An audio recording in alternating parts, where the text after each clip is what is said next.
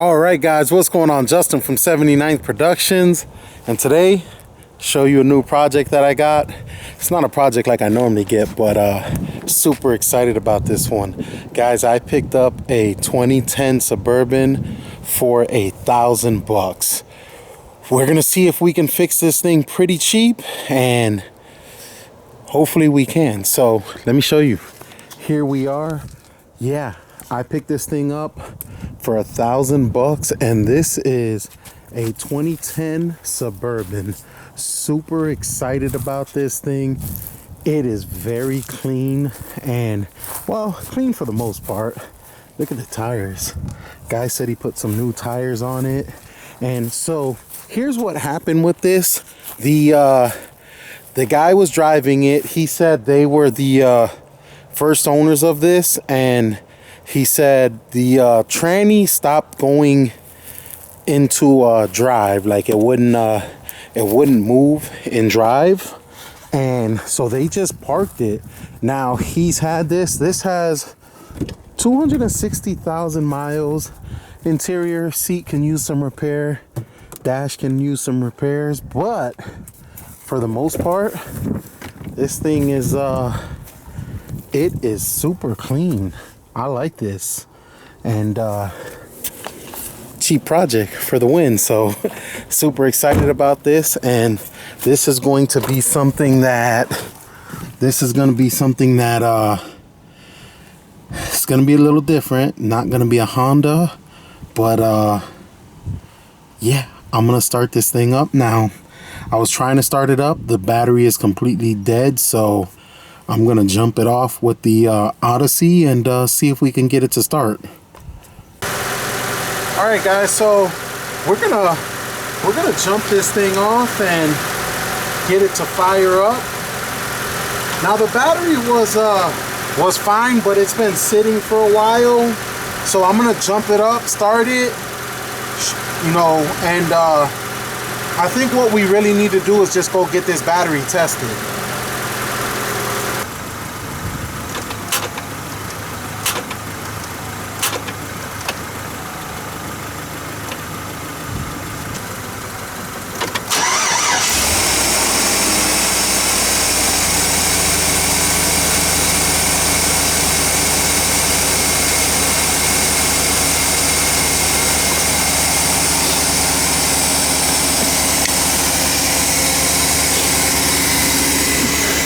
All right, guys, so this thing fires right up. I need to take the battery. I'm gonna go get it tested, see if the battery's good, and if it's not good, I'll pick up a new battery. But like, if I start it and in about an hour it'll start up fine, after I leave it sitting, it won't start. Now I'm gonna go test the battery. Hopefully it's the battery, but yeah, this thing runs pretty good. It's got some mileage on it, but it sounds really good.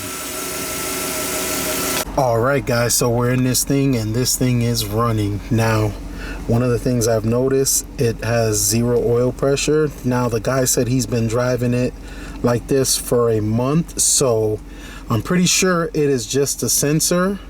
I'm gonna order the sensor and I'll put that on. I mean, there's no way he could drive it for a month if there was no oil pressure. So I'm pretty sure it's the sensor.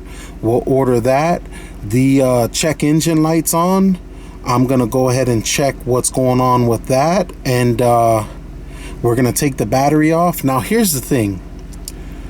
The guy said the transmission wouldn't go in drive. Now, I had it told here it was only going in reverse. I had it told here, and as soon as I put it in the driveway, I was able to drive it. I don't know what was going on with that, so I'm gonna do some research and check that out. But for right now, I'm gonna go get the battery tested. I'm gonna order the oil pressure switch, the oil pressure sensor, and we're gonna see why the check engine light's on. All right, guys, so next day, took the battery to AutoZone last night. They let it charge, and went back this morning. They said that the battery was no good. They tested it. It only held like 2% charge or something like that. So battery was no good. And I picked up this one, Duralast. This was a, I believe it was like $180. Now, when you're picking up a battery, guys, pay attention to the dates.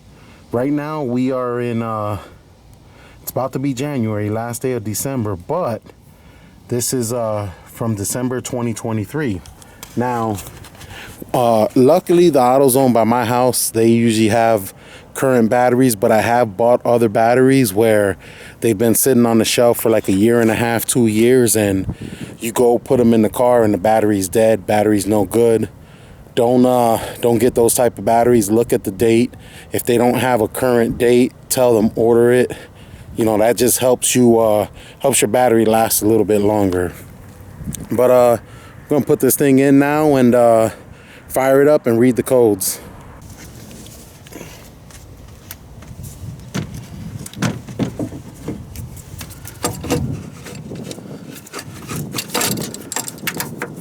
And guys, these batteries, this thing is like super heavy, so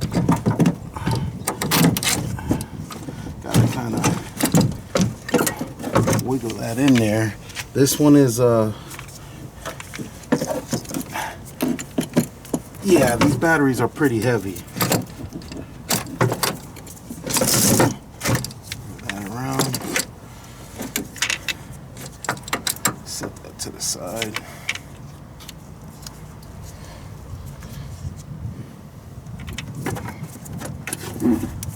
Connect the positive terminal. And guys, we're just gonna tighten all this stuff up same way we pulled it off.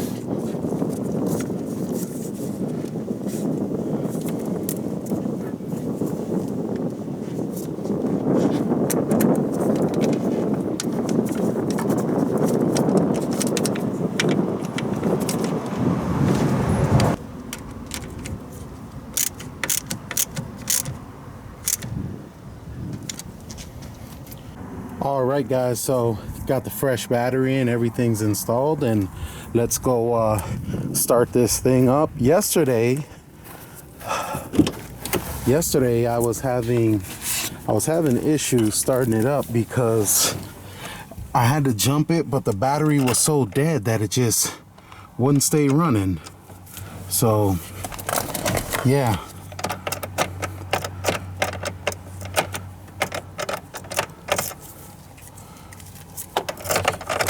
There we go. Now this thing fires right up. And if you see, guys, the oil pressure light, the oil pressure gauge just went up to 80. Now, see, the check engine light is off. So I'm assuming when that hits 0, the check engine light's probably gonna go back on or something, or we're gonna scan the code. All right, guys, so we got this hooked up, and all of these codes 1 through 4 say P0523, which all kind of revolves around the oil pressure sensor. So we need to get this thing changed out. All right, guys, so we are driving and I hear a whining. I don't know if that's power steering pump or tranny, but it is still shifting and pulling fine.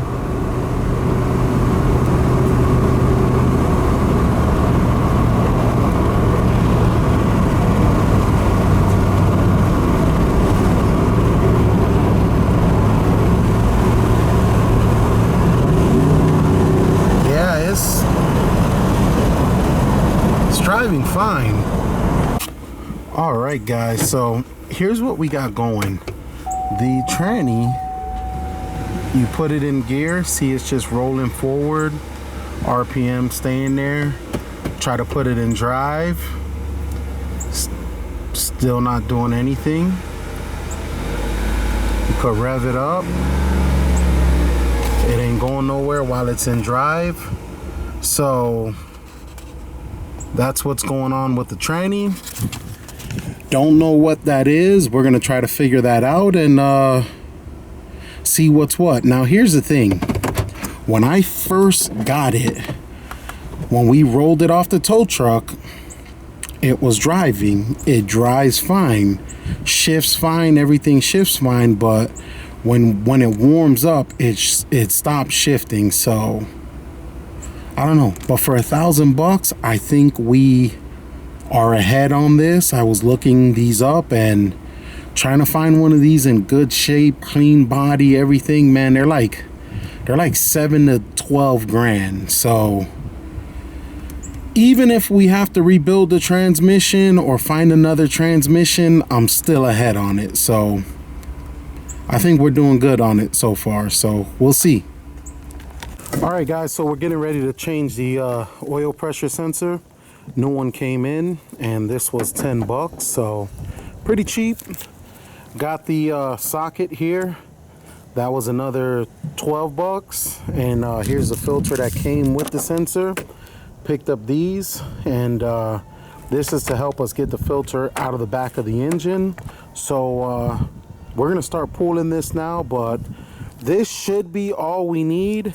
Now I see a lot of people do it with the swivel socket, but there's a little play on this, so hopefully that works. All right, guys, so he's just pulling this thing out now, and there we go. That's the problem. And then there's gonna be a little screen under it, and we're good to go. All right, guys, so here's the new oil pressure sensor and the new screen. Now when he was pulling the old screen out, it kind of fell behind the engine and the tranny. Couldn't get to it, but he did take that out. Now this is the old one. You can see how bad this looks, and there was a bunch of like crud and stuff on this, so probably why they stopped working. But he's gonna go ahead and put the new filter. When you change yours out, guys, make sure you put that that new screen and then the oil pressure sensor. Now guys, I wish I could have a better angle to show you how he's doing this, but it's kind of tight in there. Got the new sensor going on now. He already put that filter in, and yeah, just gonna put it on. And guys, look, this thing just looked horrible. And like I said, there was a bunch of like crud on it, so I don't know if that's what caused it to go bad, but we're gonna just put the new one on and see if that oil pressure can come up now. All right, he's just tightening that sensor on now. And guys, this is it's almost done. All right, guys, so he got that sensor plugged in now, and he's just gonna put that top back on, and we're gonna fire this thing up and see if it's ready to go. All right, guys, so he swapped out that sensor, and we're gonna go ahead and fire this thing up. And guys, look, when we fire it up, 40 psi of oil pressure. And if you notice, the check engine light just went off. So the check engine light is not on anymore. And I am super excited about this, guys. I got $1,000 into buying this Suburban, and this is something I kind of really need for my family to drive around. We've been driving the Odyssey, and the Odyssey's pretty small, but the Odyssey's been running great, but it's just too small. Now this Suburban, I kept looking for them, and guys, these things are not cheap. With this kind of mileage, 259,000, 260, I see them going for about 7 to 10 grand, and that's a lot for something with 260,000 miles. And here's why I say that. If you buy a car with 260,000 miles, be ready to do some work. Now, I swapped this oil pressure sensor out just to see if the engine had oil pressure before I bought a transmission. Now I'm gonna buy a transmission. I found one used with 160,000 miles on it for $900. The new ones, the rebuilt ones, are going for about $3,000. Now for $900 and 160,000 miles, I'm gonna take a chance and roll with it. That way I can be into this thing for under $2,000 when it's all said and done, running and driving. Now I probably should just buy the transmission for $3,000. That way I know it's new, but I just don't have that kind of money to put into this, because $3,000, and then for the warranty on it, it's another $500, so it's $3,500. And by the time I get fluids, a transmission cooler, I'm gonna be into it for $4,000, and I just can't put $4,000 into this right now. $1,000, I'm gonna spend $900 on the tranny, buy the fluids, buy a transmission cooler, and just call it a day, and we'll see how it goes. But I'm excited about this, guys. It has oil pressure, the engine runs great, and yeah, I think this is going to be great for my family. So this is going to be it for this video, guys. Got the Suburban, swapped out the battery, swapped out the oil pressure sensor, and this thing is running good. Now I drove it, it runs good, but when you drive it and the tranny heats up, it stops moving. So I'm just gonna go ahead and swap out the tranny. But the good thing about being able to drive it for a little bit, I see that the suspension is good. I see the brakes work good. I let it run for a while. It's not overheating. So this is a very good car to start with, a very good Suburban to start with. And, you know, we're in it at a low cost, so I could fix it up little by little as things happen. And it's not gonna break me. Whereas if I bought one for $8,000 and then I had to replace the tranny, or if I had to replace a motor, you know, after driving it for a couple of months, that kind of stuff happens. And it has happened to me before, where I bought something for $6,000, tranny went bad, and it's like then you just start being, you're into it for more than it's worth. So with this one, I bought it low enough to where when I have to fix anything, I can already kind of pre-plan for that, and I won't be in it for much, and it's always going to be worth what I have into it. So, but that's going to be it for this one, guys. On the next video with the Suburban, expect me to be changing the transmission out, and who knows, maybe trying to find some wheels or something like that, or I might just leave it the way it is and keep it as a nice runner. So that's it for this one, guys. Thank you for watching. Like, comment, subscribe. Follow me on Instagram at 79th Productions. Follow me on Facebook at 79th Productions. And I'll catch you guys on the next one. God bless you guys.